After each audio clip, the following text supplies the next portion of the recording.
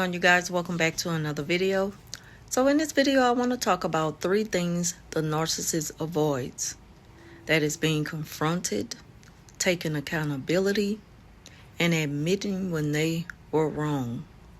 A narcissist hates to be confronted, especially if they're confronted in front of multiple people or wise counsel, because this embarrasses them to their core, and it also puts them in a negative light. It paints a bad picture of them. And to a narcissist, they don't like when they're being confronted, because when you catch them off guard, they don't have their story together. And so it's like they have to scramble for a response that doesn't make them look good. And so it kind of backs them up into a corner. They have nowhere to go, and they can't do nothing but answer to you. But only if this happens in front of multiple people. 9 times out of 10, you're not going to get that, that response that narcissists, the response when they get angry and they get all in your face. And sometimes they might even want to result in, a physical response. So it's good to always have people with you if you feel safe enough and comfortable enough to confront a narcissist. Another thing that they avoid is taking accountability. This is why they don't like to be confronted. When you confront a narcissist, they will turn things around on you. They will question you for questioning their behavior. They will call you wrong for questioning them or judging them.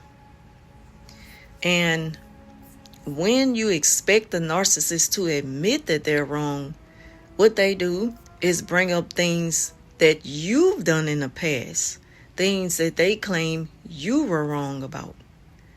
They never keep the spotlight, the focus, and the subject on them. They always turn it back on you. They do this because it makes them angry when people confront them out the blue, and they don't have like a backup method to respond that keeps them, kind of in control of the narrative. And so, again, it puts them in an uncomfortable position, and that's why they avoid being confronted. So I want to give an example, and this is a true story. So, an adult who has a narcissistic father haven't been communicating with him much because of his narcissistic ways. And she's had enough. She's asked him time and time again to stop showing up doing certain things that makes her uncomfortable. It might even embarrass her from time to time. So she's had enough. And she's decided to do what makes her comfortable in the situation. Not so much as happy, because no one wants to set boundaries with their parents. No one wants to set rules to their parents. But when it comes to narcissistic parents, they feel as though they can't break rules because I'm your parent. And they love to use that and throw that up all the time as an excuse to behave a certain way. And it takes away all the respect, all the respect is off the table. I can do as I please because I'm your mother or I'm your father. How dare you tell me that I can't do such and such when I'm your parent? I'm the parent and you're the child, even though this is adults we're talking about.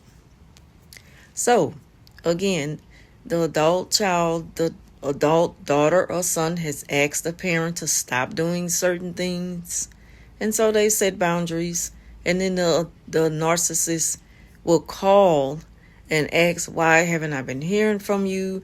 Why did I have to hear about this party on social media or from other people? Do you know how embarrassing that is? Did I do you something? What did I do to you? And so they're constantly blowing the phone up. And it's like all the time in the past, when they tried to communicate to the parent, it's like no matter how they put it, no matter how many times they practice what they're going to say, it's always going to be wrong because you're calling them out. So they hate to be called out. So there's no way that you can take it even further. So the best thing to do is create distance in between you and that parent that always causes chaos and confusion and disrupts the scene every time they show up to anything that you've invited them to. And it takes a strong person to be able to go along with something, go through with, disinviting a parent. People are going to notice it and they're going to question it. And it can be a bit embarrassing because it's like, how are you going to answer to that when people are like, where's your mama? Where's your dad? I haven't seen them, in a while. They normally would be here for this or whatever, And it's like, how do you answer that? But deep down in your heart, you don't want it that way. You wish it can be better between you and that parent. But it can't because they're stuck in their ways and they're not going to change. And the people on the outside looking in, they only think of one thing. How could you do that to your mom or your dad? That's your mom or your dad. And people, they don't really understand that it is okay to set boundaries when you need to protect yourself, to protect your peace. When it comes to close relatives, parents, and friends or other associates, people have a hard time with change when it's just something that they don't want to see,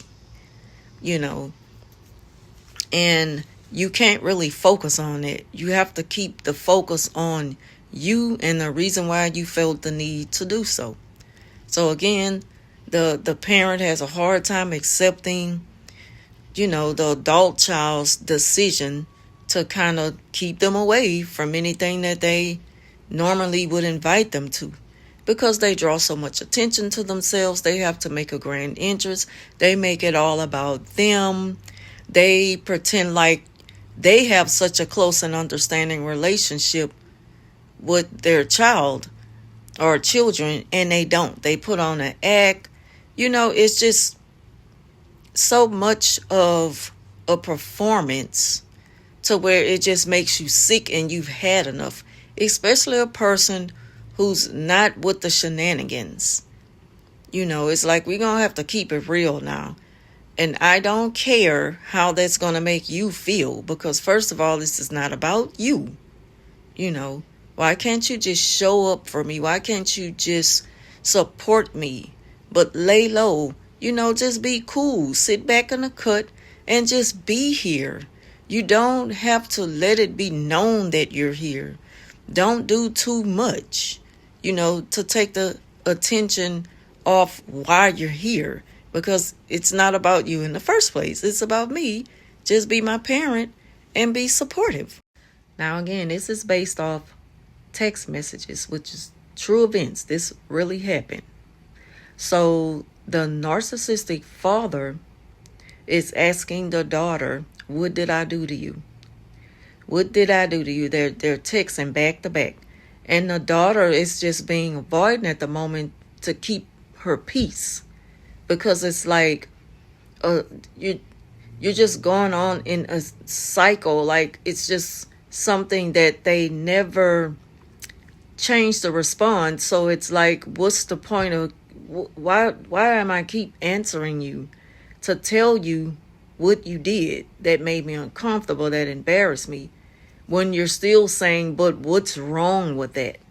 It's like they fail to see the error in their ways. They try to make you feel bad because, you disagree with them.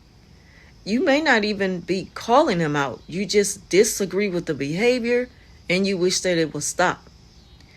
But it's not like they're going to say the right thing and say, well, I'm sorry for embarrassing you.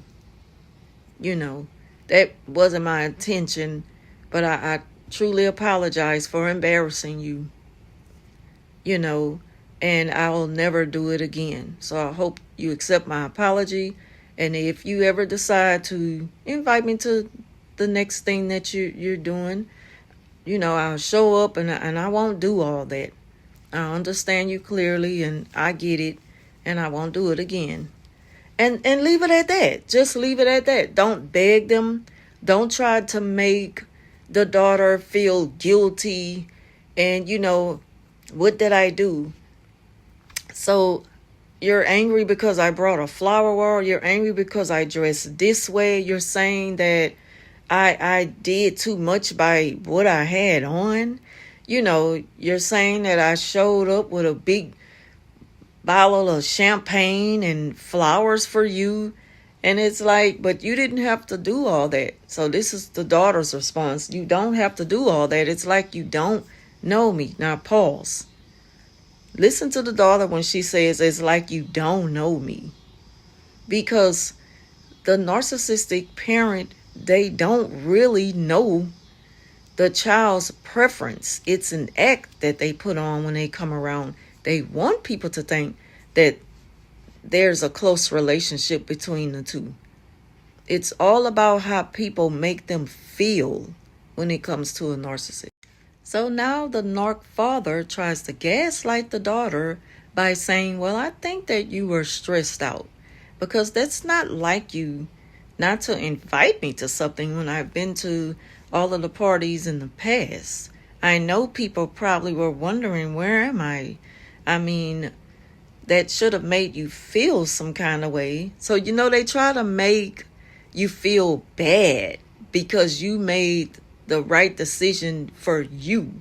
You created distance. You went no contact, to protect your peace because you know that the parents are who they are. They're set in their ways. They're not going to change. It doesn't matter if you kind of give them a heads up. Look, I hope that you don't come and do this and that because it embarrasses me, and you don't have to do that.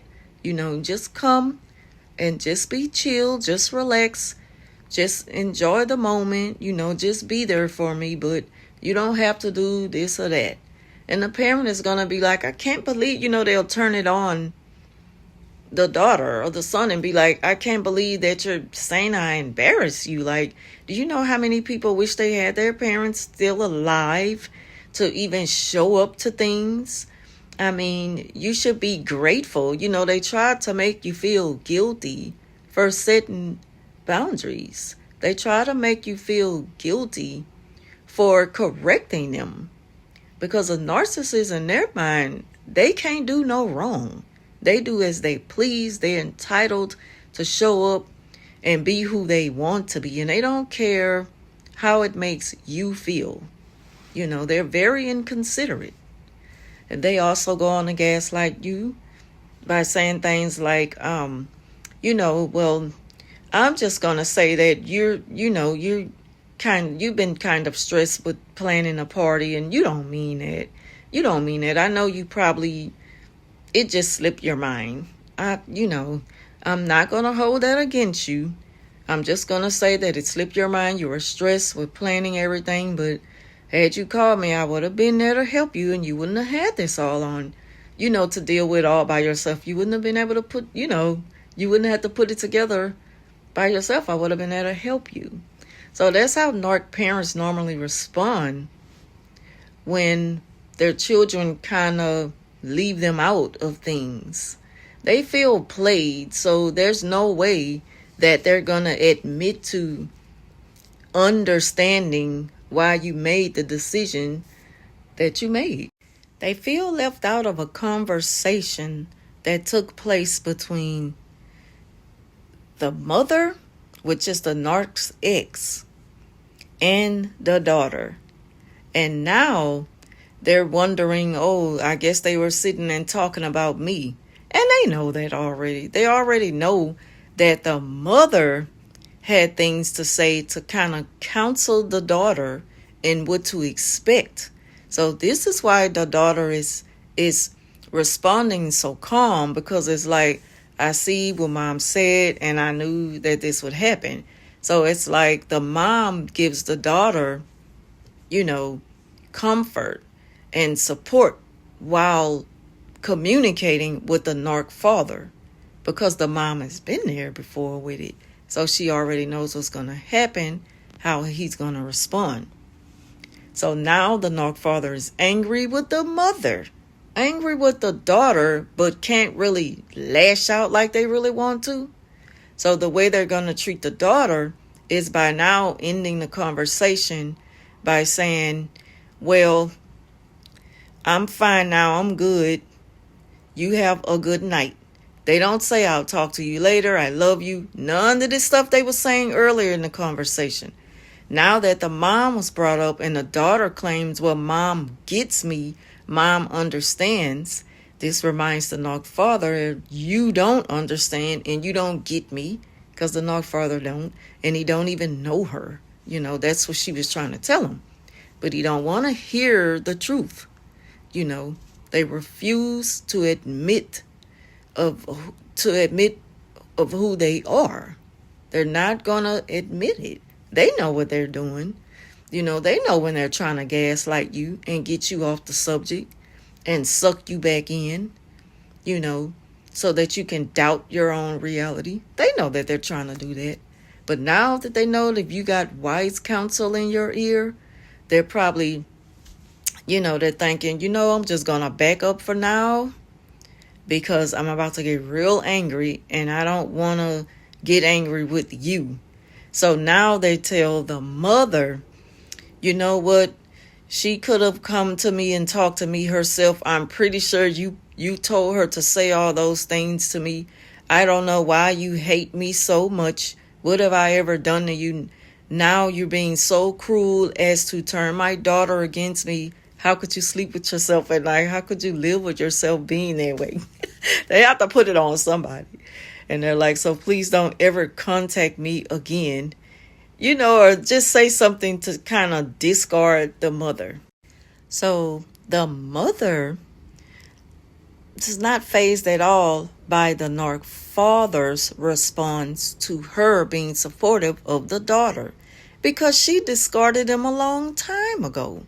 She doesn't care about him cutting her off and I'm done with you and trying to make her feel like, oh, you're wrong and you're putting things in her head. She's not, she's not even receiving that, because she knows how narcissist responds. She been there and did that with him already. So she's not fazed with that. She's moved on with her life. She's, been long ways through her healing journey, and got good things going on for her. So she's not thinking about what he's saying. She's not taking it in at all.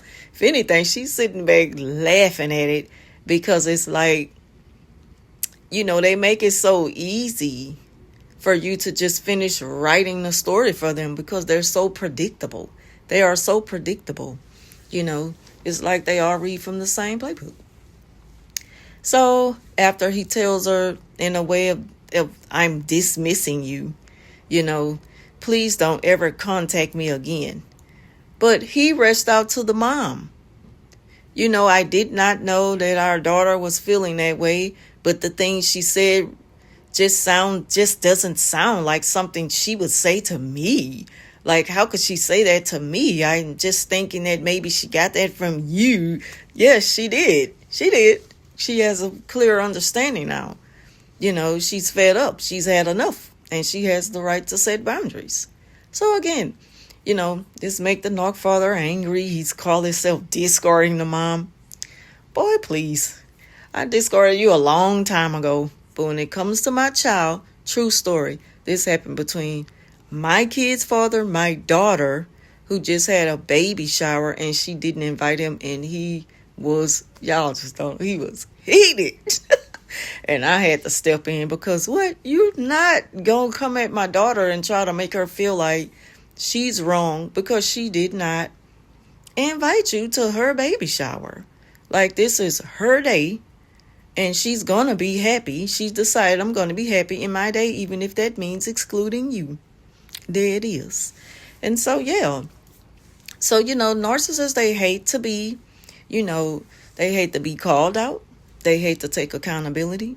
And they hate to admit to their wrongs. Yeah, but I had blocked his number and unblocked it when my daughter was telling me, and I said, you need me to say something?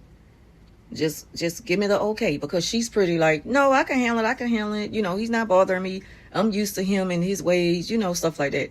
But this time she just felt like tired. And so, yeah, I'm going to step in and say something, And so I said, the reason why she didn't invite you is because you do this, that. And, that was an injury right there. And so that was that. I left it alone, and she was like, oh, God, he keep texting me. She's texting me while he's texting her. She's like, he keep texting me. Now he's crying. And I'm like, why are you crying to her?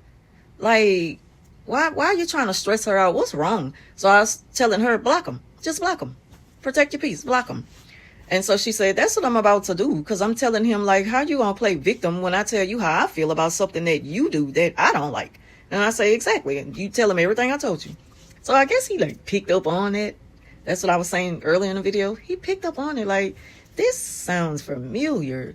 And it doesn't make me feel, it doesn't make me feel so powerful right now in this moment. I feel like I'm losing control. And so he ends the conversation with her and everything by saying, I'm just going to let that go. And, today is a new day, so I'm just going to let that go.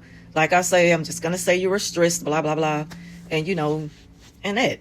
And so she was like, if that's how you feel, then that's fine. As long as you understand why I'm not inviting you to nothing because of how you act. And she ended it right there. Like, that's the way you do it. Then she blocked his number and stuff. And so he texted me. And he said, now after that response, and I say, well, she told you how she felt and you keep doing it. So that's why she didn't invite you. When he texted her that last time and she blocked him, his final text to me was, I think he said, do not text me anymore. And I was like, boy, I could just, oh Lord, I know he was heated. The text is just so dry. I was like, so it's a new day. Now, let it go and move on. Just trying to tell him, let it go. He was so mad. It's like, who are you to tell me to let something go? Like, I should have known you were behind it. Yeah, I'm all in it when it comes to my children. I'm going to put the text at the end of this video. So thank y'all for watching. Leave your thoughts down below, and I will talk to you.